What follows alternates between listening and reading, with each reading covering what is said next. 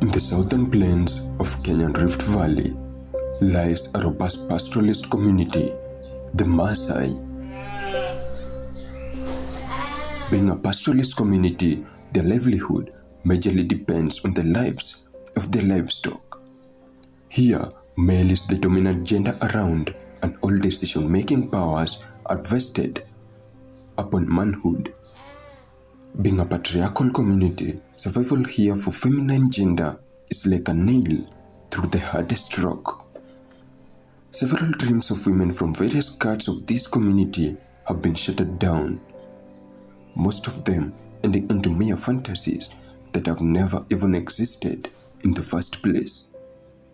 However, despite all the hurdles and tough moments around, some of the women have still managed to flourish and keep chasing their dreams. Using every thin opportunity they come across, they've knitted every piece of the ladder together to climb up for success. Meet the inspiring stories of the princesses from the plains.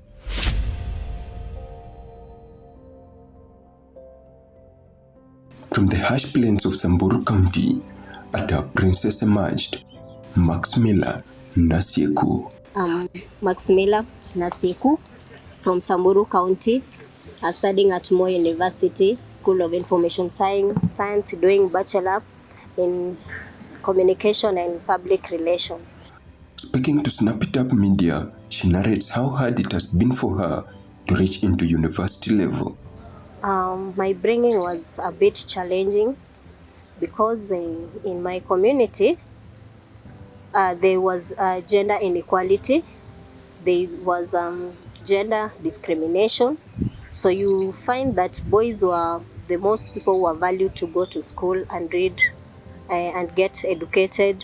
Girls, we were just at home doing our normal activities so that we can be married at early ages. During her secondary education, Nasieku met her first giant obstacle, an obstacle determined to extinguish her education, the only glimmer of hope she had to climb up the ladder of success. I had to go a lot of challenges to plead my parents to take me to school. And when I was in high school, Form 2, I was forced to be married by one of our elder. Mm-hmm. So I had to be married and got one child. Mm-hmm. So that's where I got a lot of challenges because there was no one to live to. Hakukuwa na mtu wa kumwachia mtoto anichungie so that I can go continue with my education. Seeing her educational life in the balance and having fought all the battles to the last of her breath, she managed to get help from a rescue organization. So I had to seek for assistance from women of our other who had get the privilege of getting education so that they can fight for my rights to go back to school and get my education back. She, however, encouraged women from Maasai land and all over the country to keep pressing on and never give up on their dreams, the same way she did. What will you tell them, those who are giving up?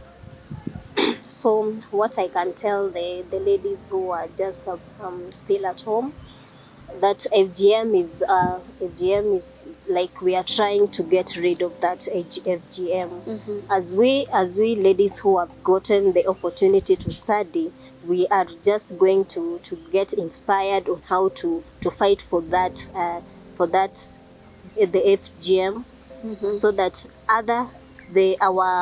our generation will have that opportunity to go to school, study, and to stop that ruling of doing the FGM in our community. So they should not give up on life. As I had told you, mm-hmm. I was married and mm-hmm. had a child, mm-hmm. but I didn't give up. So I had to fight for my rights and freedom so that I can learn, mm-hmm. and here I am. Evelyn Talash is also a student in Moi University, School of Information Sciences. She's one of the few women from her society who have made it to university and are still chasing their dreams. My name is Evelyn Talash Kimorgo. I am from Narok County. and I'm studying in Moi University, doing bachelor's degree in communication and public relations. Evelyn is determined to satisfy her aspirations and get her voice out to the public, a dream that she's been chasing for decades now. What inspired you to do the course that you're doing right now? What is inspired me is that I am very passionate in working with people from different parts of the country, and even I'm aiming with interacting with people globally. Yeah.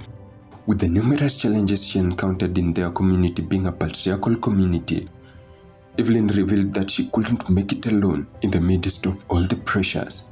She was forced to seek refuge from her church. Because of this, she had to leave her family behind, a move that costed her a fortune and also came with devastating consequences. You understand, our Maasai community girls used to go through FGM and early marriages. So I overcame that by running to a rescue center.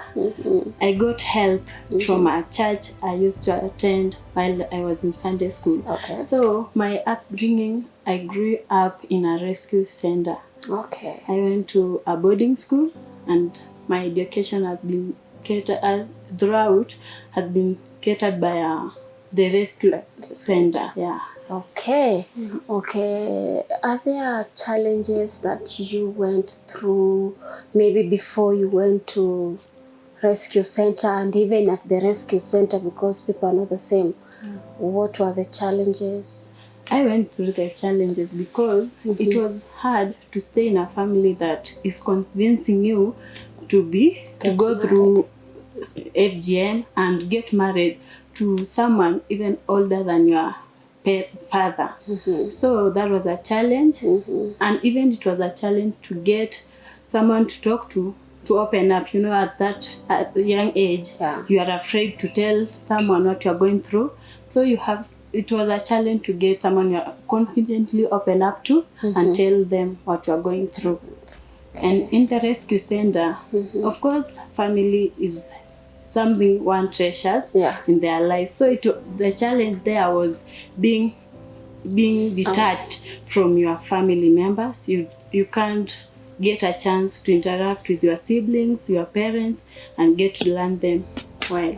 After all that Evelyn went through, she still hopes that she'll one day make it in life and go back to the people of her community and be an example to the young generations and all the elders that indeed girls too have a say, and they too can create an impact in any society.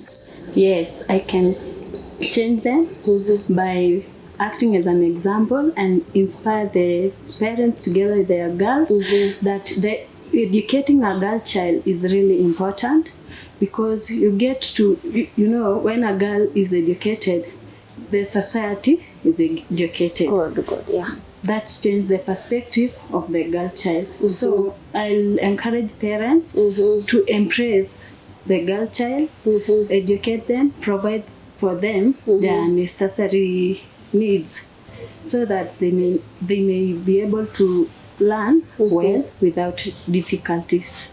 Like the issue of providing for them sanitary pads and even mentorship programs. I joined a group where we advise our teens. We are mainly those of us who have gone to university, and now we have formed an initiative or an organization where we talk to the girls together with their parents, and now we are changing them. Giving women an opportunity to be heard, to do everything else as men, and acknowledging their presence in our society is an important fact that every community in Kenya and the entire world should embrace. Gender equality should shift from being a feminist affair to the entire population's concern, because girls too, just like boys in our community, don't matter.